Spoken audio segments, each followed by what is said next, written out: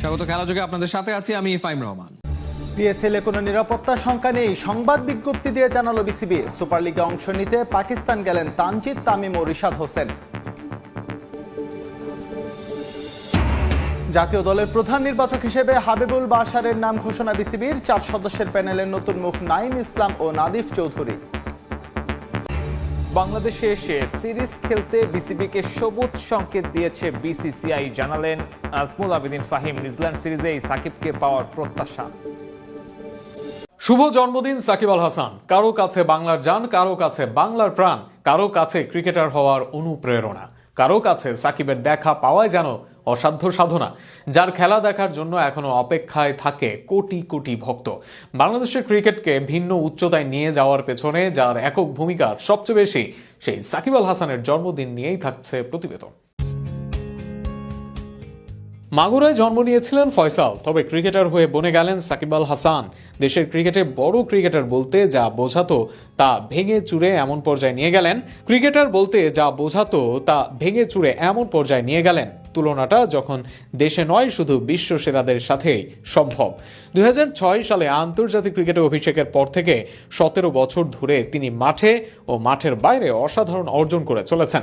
সাকিব এমন একজন খেলোয়াড় যিনি বিশ্বের প্রায় 20টি ফ্রাঞ্চাইজি লিগে খেলার সুযোগ পেয়েছেন। IPL, Big Bash, CPL, PSL, BPL বা এলপিএল যে কোনো বড় টুর্নামেন্টে সাকিবের পদচারণা ক্রিকেট প্রেমীদের মন জয় করেছে। সাকিবের বিশেষত্ব তার অলরাউন্ড দক্ষতায়। ব্যাট হাতে কখনো দলের হাল ধরেন, কখনো বল হাতে প্রতিপক্ষকে চাপে ফেলে দেন।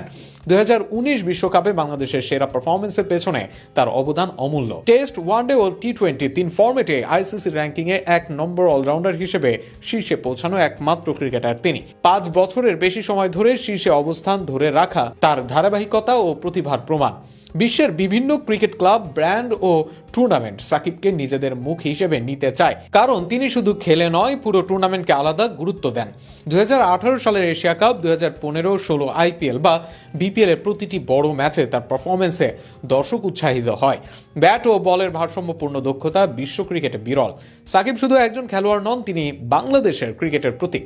তার নামেই দেশের খ্যাতি ছড়িয়ে পড়ে, দর্শক সংখ্যা বাড়ে এবং নতুন প্রজন্মের ক্রিকেটাররা অনুপ্রাণিত হন। 17 বছরের এই যাত্রা শুধু সংখ্যার খেলা নয়, এটি বাংলাদেশের ক্রিকেট ইতিহাসের গৌরবময় অধ্যায়। আজকের দিন তাই শুধু সাকিবের জন্মদিন নয়, এটি বাংলাদেশ ক্রিকেটকে বদলে দেওয়ার কারিগরের জন্মদিন। একটা সময় তিনিই ছিলেন সবার নয়নের মণি, তাকে ভাবাও হতো বিসিবির পরবর্তী সভাপতি। তবে সময়ের পরিবর্তনে বাংলাদেশ ক্রিকেট থেকেই যেন ব্রাত্য মাশরাফি মুর্তজা। মাঠ থেকে মাঠের বাইরে কোথাও নেই বাংলাদেশের সবচেয়ে সফলতম এই অধিনায়ক। সময়ের পরিবর্তনে মাশরাফির এমন পরিবর্তন নিয়ে থাকছে প্রতিবেদন। যখন পড়বে না মোর পায়ে চিহ্ন এই বাটে, আমি বাইব না মোর খোয়া তরি এই ঘাটে গো। যখন পড়বে না মোর পায়ের চিহ্ন এই পাটে। রবীন্দ্রনাথ ঠাকুরের গান গিয়ে মাশরাফি মুর্তজা বলতেই পারে, আমাকে কি আসলেই তোমরা মনে রেখেছ, নাকি আসলেই আমি চলে গিয়েছি তোমাদের স্মৃতি থেকে। বাংলাদেশ ক্রিকেটের অন্যতম বড় সুপারস্টার যে চলে গেলেন আড়ালে আবাডালে। একসময় বাংলাদেশ ক্রিকেটের অন্যতম বড় সুপারস্টার, দেশের সবচেয়ে সফল অধিনায়ক, ট্যাগ লাইনটাও আজ তার। অধিনায়ক হিসেবে 117 ম্যাচে জয় পেয়েছেন মোট 88 ম্যাচে। এর মাঝে সবচেয়ে বেশি জয়ের হার ওডিআই ফরম্যাটে, যেখানে 88 ম্যাচ খেলে 50টিতেই জয় পান ম্যাশ। সংখ্যায় তো বটেই, অনুপাতেও তার মতো জয়ের হার নেই বাংলাদেশের আর কোনো অধিনায়কের। বাংলাদেশের সব স্মরণীয় ম্যাচের জয় ম্যাশের ক্যাপ্টেন্সির হাত ধরেই। ঘরের মাঠে ভারত, পাকিস্তান, দক্ষিণ আফ্রিকা সিরিজ হারে মাশরাফির ক্যাপ্টেন্সিতে। 2015 বিশ্বকাপের কোয়ার্টার ফাইনালে যায় বাংলাদেশ। 2019 সালের বিশ্বকাপেও তারা হারায় দক্ষিণ আফ্রিকা ও উইন্ডিজকে। ঘরে ও বাইরে এক জায়ান্ট দলে পরিণত হচ্ছিল বাংলাদেশ। অধিনায়কত্ব এর বাইরেও ম্যাচের আছে এক বর্ণাঢ্য ক্যারিয়ারও। পরিসংখ্যানের দিক থেকেও ম্যাচের চেয়ে সেরা বোলার খুব কম এসেছে বাংলাদেশে। ওয়ানডে ক্রিকেটে মাশরাফি মোট 220টি ম্যাচ খেলেছেন। এসব ম্যাচে তিনি 270টি উইকেট শিকার করেছেন।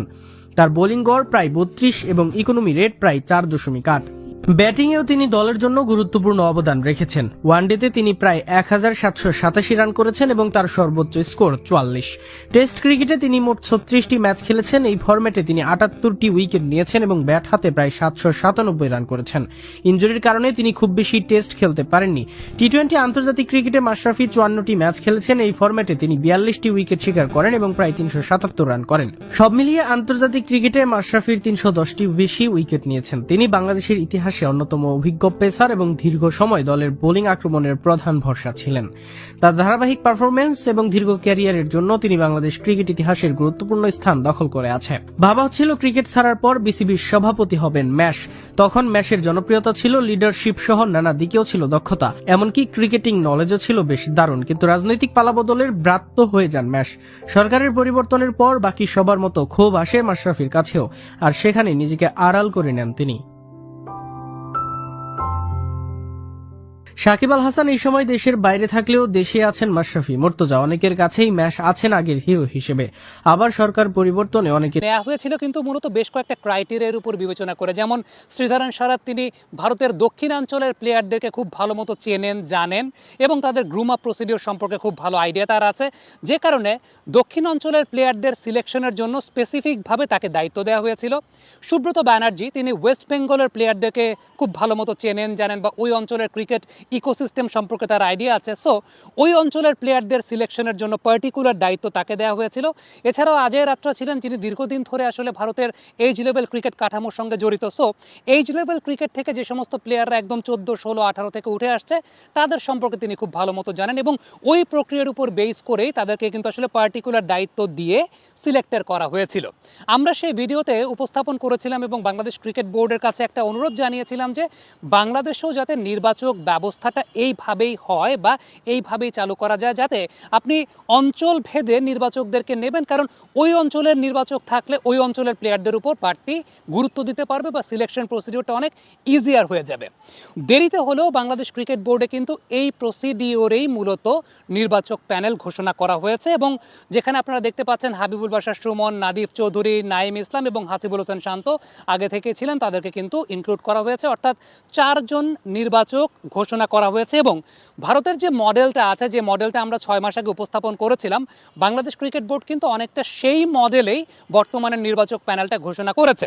প্রথমত যে বিষয়টা খেয়াল করে দেখবেন সেটা হচ্ছে প্রধান নির্বাচক হিসেবে হাবিবুল বাশার সুমন আছেন। তিনি খুলনা অঞ্চলের মানুষ, তাকে দক্ষিণাঞ্চলের দায়িত্বটা দেওয়া হয়েছে। তিনি দক্ষিণাঞ্চলের ব্যাপারটাকে স্পেসিফিকভাবে এবং স্পেশালাইজডভাবে দেখভাল করবেন, যে দক্ষিণাঞ্চল থেকে প্লেয়ারদের যে ব্যবস্থাপনা কিংবা দক্ষিণাঞ্চলের যে প্লেয়াররা আছে সেখানকার অঞ্চলের প্লেয়ার সিলেকশন নিয়ে তিনি পার্টিকুলারলি একটা বড় তার থট প্রসেসের জায়গা থাকবে।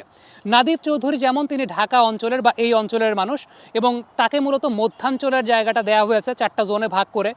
দক্ষিণাঞ্চলটা হাবিবুল বাশার সুমন এবং মধ্যাঞ্চলটা নাদিফ চৌধুরীকে দেওয়া হয়েছে, যে স্পেসিফিকভাবে নাদিফ চৌধুরী এই মধ্যাঞ্চলের জায়গাটা নিয়ে তিনি দেখভাল করবেন। উত্তরাঞ্চল নাইম ইসলাম তিনি যেহেতু রাজশাহী বা নর্থ বেঙ্গল বেল্টের মানুষ এবং ওই অঞ্চলের ক্রিকেটটা সম্পর্কে তিনি খুব ভালো জানেন, ওই অঞ্চলের প্লেয়ারদের সম্পর্কে তার আইডিয়া আছে। খুব রিসেন্ট পাস্টে তিনি ওই অঞ্চলে ক্রিকেটটা খেলেছেন এবং ওই অঞ্চলের প্লেয়ারদের সঙ্গে বা নিচের দিকের প্লেয়ারদের সম্পর্কে তার খুব ভালো আইডিয়া আছে, যে কারণে তিনি আসলে ওই অঞ্চলটা দেখভাল করবেন। হাসিবুল হোসেন শান্ত তিনিও চট্টগ্রাম বেল্ট বা ওই অঞ্চলটা থেকে উঠে এসেছেন। সো আলটিমেটলি তিনি ওই অঞ্চলটা সম্পর্কে ভালো জানেন বা ওই অঞ্চলের প্লেয়ারদের সম্পর্কে তার আইডিয়া আছে, বা স্পেসিফিকভাবে তিনি ওই অঞ্চলটার সিলেকশনটা করবেন বা ওই অঞ্চলটার উপর একটা প্রায়োরিটি দেবেন। সো আমার কাছে মনে হয় যে এটা একটা খুব ভালো উদ্যোগ বাংলাদেশ ক্রিকেট বোর্ডের, যেটা এই মুহূর্তে নেওয়া হয়েছে, যে পার্টিকুলারলি অঞ্চল ভেদে সিলেক্টরদের কাজগুলোকেও ভাগ করে দেওয়া।